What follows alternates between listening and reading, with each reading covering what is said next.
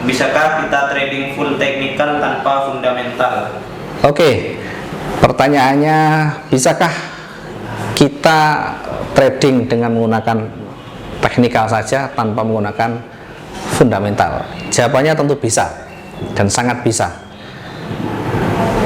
Kemudian mungkin dari sisi lain, apakah bisa kita hanya menggunakan fundamental tanpa teknikal? Jawabannya juga bisa, karena ada spesialis teknikal, ada spesialis fundamental. Ada mereka yang hanya menggunakan fundamental sebagai dasar acuan untuk tradingnya.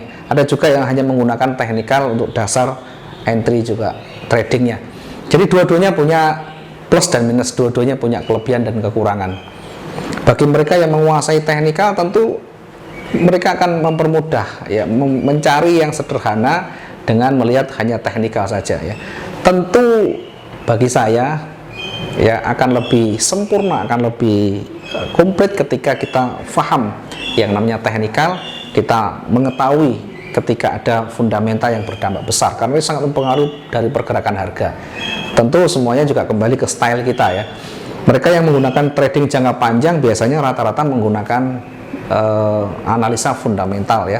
Bagi kita yang mungkin trading harian ya, trader harian, maka tentu alangkah baiknya ketika kita memahami teknikal dan juga kita lengkapi dengan pemahaman berkaitan dengan fundamental ya.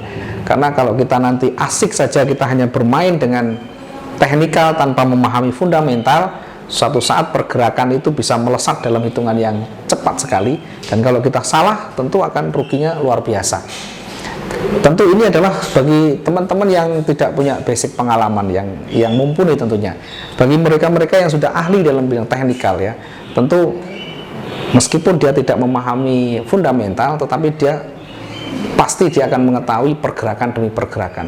Dari tahapan demi tahapan akan bisa lebih memahami, karena pasar itu pada dasarnya mengikuti dari isu yang berkembang. Pasar itu pergerakannya mengikuti sentimen yang ada di sana. Ketika market akan ada news yang berdampak besar, maka dari situ pasti akan muncul namanya euforia, pasti akan muncul namanya gejala di sana.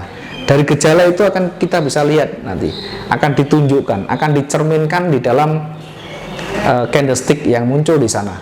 Ketika euforia atau ketika demam candle ini atau demam harga ini dia mulai terlihat di sana ya, ketika market itu mungkin newsnya bisa mempengaruhi pergerakan atau newsnya bisa menguatkan US dollar, maka setidaknya di awal-awal akan ketemu di situ, di awal-awal akan terlihat di situ bahwa dolar mulai akan menguat dari perjalanan candle, dari histori yang terbentuk pasti sudah akan ketemu di sana.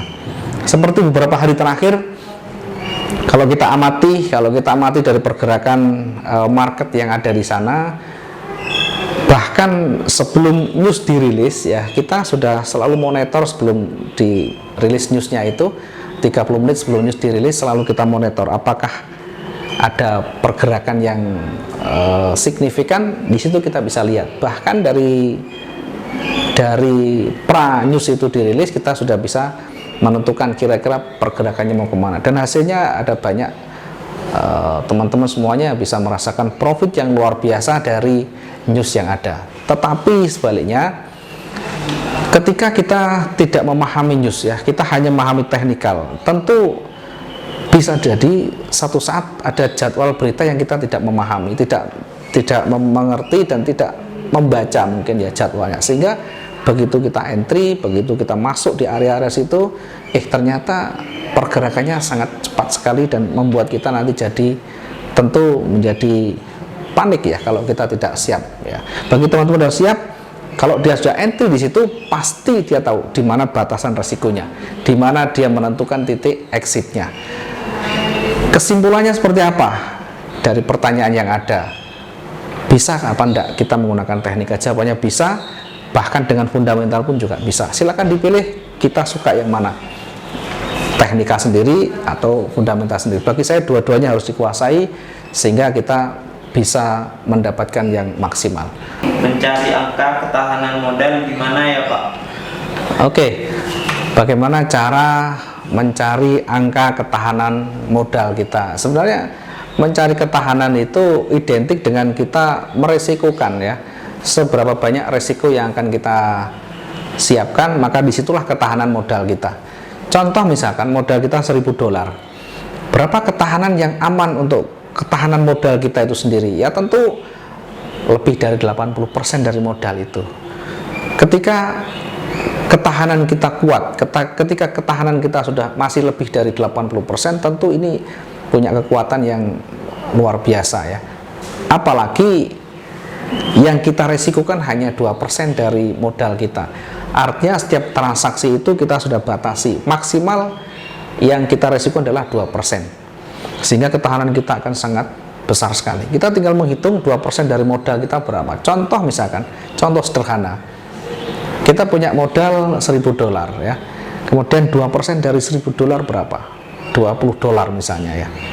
Dari $20 itulah nanti kita akan bisa mencari space yang panjang untuk ketahanan kita.